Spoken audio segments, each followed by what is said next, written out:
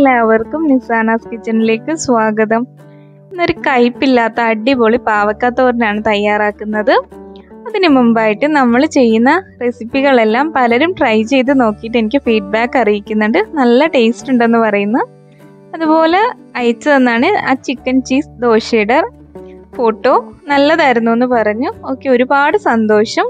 അപ്പോൾ നമ്മുടെ തോരൻ തയ്യാറാക്കാനായിട്ട് ഞാൻ പാവക്കയും ക്യാരറ്റും ഒരേ അളവിലാണ് എടുത്തിരിക്കുന്നത്. പിന്നെ അതിനാവശ്യമായിട്ടുള്ള തേങ്ങ എടുത്തിട്ടുണ്ട്. പിന്നെ ഒരു മീഡിയം സൈസിലുള്ള സവോളയും 2 പച്ചമുളകും കറിവേപ്പിലയും. ഞാനൊരു മൺചട്ടിയിലാണ് തയ്യാറാക്കുന്നത്. നിങ്ങളും ഇതുപോലെ മൺചട്ടിയിലൊക്കെ തന്നെ ചെയ്യാൻ നോക്കുക. അപ്പോൾ നല്ല ടേസ്റ്റ് ഒക്കെ കിട്ടും. ഇതിലേക്ക് വെളിച്ചെണ്ണയാണ് ഒഴിച്ചു കൊടുക്കുന്നത്. കഴിവതും വെളിച്ചെണ്ണ തന്നെ ഒഴിച്ചു കൊടുക്കാൻ നോക്കുക. ഇതുപോലെ മെഴുക്ക് പുരട്ടിക്കും തോരനൊക്കെ ചെയ്യുമ്പോഴത്തേക്കും എണ്ണ ചൂടായി വന്നിട്ടുണ്ട്. ഇതിലേക്ക് നമുക്ക് കടുക് ഇട്ട് കൊടുക്കാം. കടുക് ഒന്ന് മൊത്തം പൊട്ടി വന്നതിന് ശേഷം ഇതിലേക്ക് പച്ചക്കറികളെല്ലാം ചേർത്ത് കൊടുക്കാം. പിന്നെ മൺചട്ടിയിലൊക്കെ തയ്യാറാക്കി എടുക്കുമ്പോൾ നല്ലൊരു ടേസ്റ്റാണ്, നല്ലൊരു സ്മെല്ലും ടേസ്റ്റും ഒക്കെയാണ്.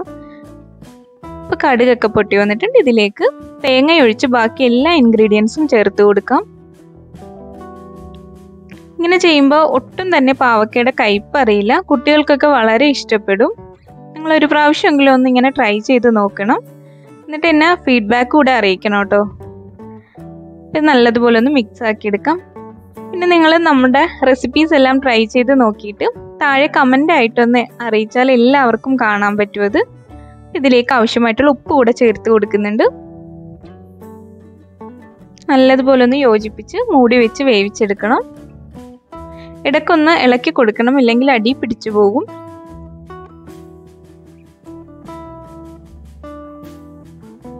നമ്മുടെ പാവക്കയൊക്കെ പകുതിയോളം വേവായി വന്നിട്ടുണ്ട്.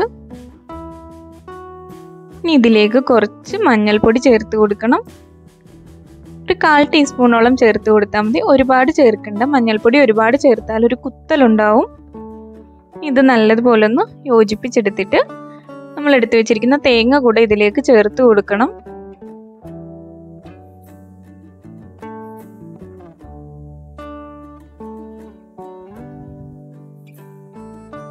തേങ്ങ കൂടെ ചേർത്ത് നല്ലതുപോലെ യോജിപ്പിച്ചെടുത്തിട്ട് ഒരു 2-3 മിനിറ്റ് കൂടെ അടച്ചു വെച്ച് വേവിക്കണം. തീ കുറച്ച് വെച്ച് വേണം വേവിക്കാനായിട്ട്. ഉപ്പ് പോരുന്നുണ്ടെങ്കിൽ ഈ ടൈമിൽ ചേർത്ത് കൊടുക്കാം. ഇനിതാ വീണ്ടും ഞാൻ മൂടി വെച്ചിട്ടുണ്ട്. 2-3 മിനിറ്റ് കഴിഞ്ഞിട്ട് എടുത്തപ്പോൾ നല്ലതുപോലെ വെന്ത് വന്നിട്ടുണ്ട്. അപ്പോൾ ഈ റെസിപ്പി ഇഷ്ടമായിട്ടുണ്ടെങ്കിൽ ഒന്ന് ലൈക്ക് ചെയ്യുക. എൻ്റെ ഈ ചാനൽ നിങ്ങൾക്ക് ഇഷ്ടമാവുന്നുണ്ടെങ്കിൽ ഒന്ന് സബ്സ്ക്രൈബ് ചെയ്യുക. ആ ബെല്ലൈക്കൺ കൂടി അമർത്തിയാൽ ഞാനിടുന്ന എല്ലാ വീഡിയോസും നിങ്ങൾക്ക് ലഭിക്കുന്നതാണ്. പിന്നെ എല്ലാം ട്രൈ ചെയ്ത് നോക്കിയിട്ട് അതിൻ്റെ താഴെ ഒന്ന് കമൻ്റായിട്ട് അറിയിക്കുക. Okay, bye, thank U.